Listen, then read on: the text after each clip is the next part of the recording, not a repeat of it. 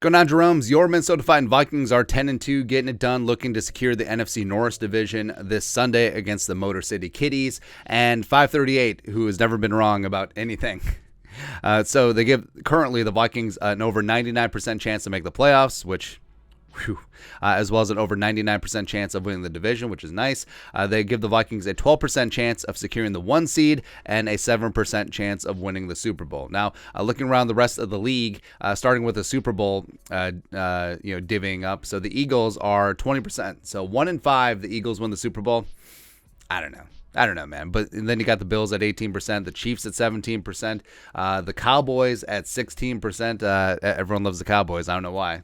Whatever. Then you got the Bengals. Oh, how are the Bengals down at 6%? They just beat the Chiefs. But whatever. Whatever. So the Vikings are at 10-2, and sitting roughly third in the NFC in terms of chances to win the Super Bowl. Even though obviously the Eagles and the Cowboys in the same division, the Vikings are sitting pretty in the 2 seed. The Niners. So the Niners are currently 87% chance to make the playoffs, 67% chance to win the division, an outside chance of the 1 seed, as well as a 0.9% chance of winning the Super Bowl. Now, how much does Jimmy G impact that situation? I don't know. Brock Purdy looked pretty good, but we'll see what happens when defensive coordinators have tape on him and are able to cater a game plan to him specifically. But, the Vikings, this is a good spot.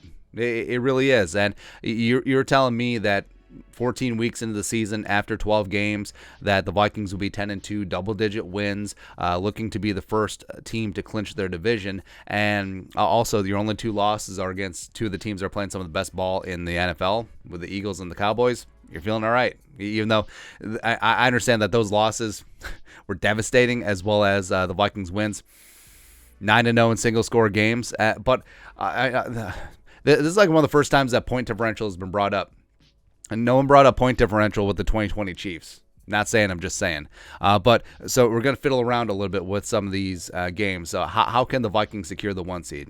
Zooming in and enhancing. There you go. How do we get this on one page? That's going to be close enough. So Vikings taking care of their business at Detroit. And for that, we thank you. The Eagles. I think the Eagles could actually drop one at the Giants. Even though the Giants have been flailing as of late, division game, always going to be tough, and the Eagles do have to play the Giants twice, I believe, the rest of the way. Then you got the Cowboys. The Cowboys are going to beat the Texans. Cowboys are going to beat the Jaguars. All right, so the Vikings get a win versus the Colts. Eagles will probably win at Chicago. Sort of is what it is there. Where do we stand? So right now, the Vikings secured the NFC North. Cool. So look what happened. With only 1 Eagles loss in the next 2 weeks, and the Vikings holding court and winning. The Vikings first round bye potential jumps up from 12% to 34%. Now, I'll also notice that the Eagles percentage has dropped, but also the Cowboys are still in the thick of things because, then this game, Week 16. Eagles at Dallas. That's for a lot. That's for a lot, man. But say the Vikings take care of the Giants at home, and let's say that the Eagles lose. Let's get nuts. And then all of a sudden, this is not out of the realm of possibility, where you have the Cowboys at 12-3, the Vikings at 13-2, the Eagles at 12-3 as well. And all of a sudden, the Vikings are in the lead, and they do need to be a game clear of the Eagles and the Cowboys because they obviously have the head-to-head tiebreaker over the Vikings. But this is not insane. I don't think that it's crazy pills to say that the Eagles could lose at the Giants, a division road game against a team in New York who is currently what are the Giants? They're 7-4-1. No, they're currently 7-5-1 because they tied the Commies. Wait, no, 7-4-1 because also we have the Vikings loss factored in here. But I think the Vikings could go on a little bit of a run. Say they beat Detroit, they beat Indianapolis, they beat the Giants, and if the Eagles drop a couple, and then we got to be worried about Dallas. Now that's Dallas. So the final 2 weeks of the season, say the Eagles win the final 2 games at home.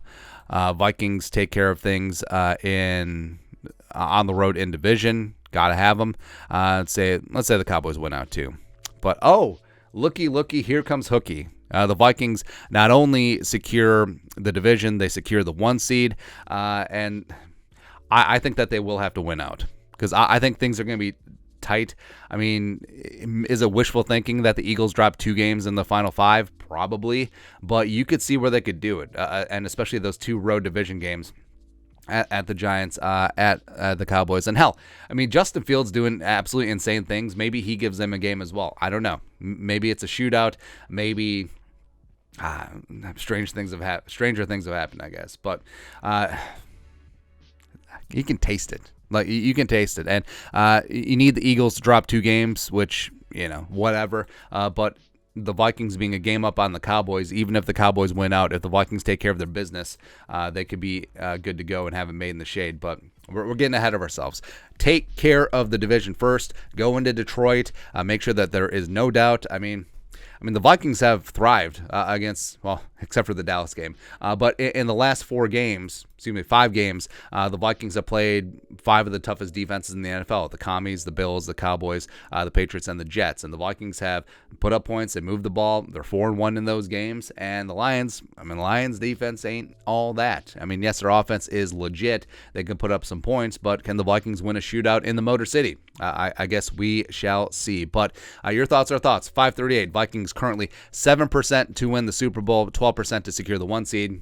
That could go up. That could go all the way up if Philly drops a couple games. Let us know your thoughts on our thoughts in the comment section below. Subscribe for daily Vikings takes. Want to support the work? Put a little something in the Venmo. But to next time, Skol, production value.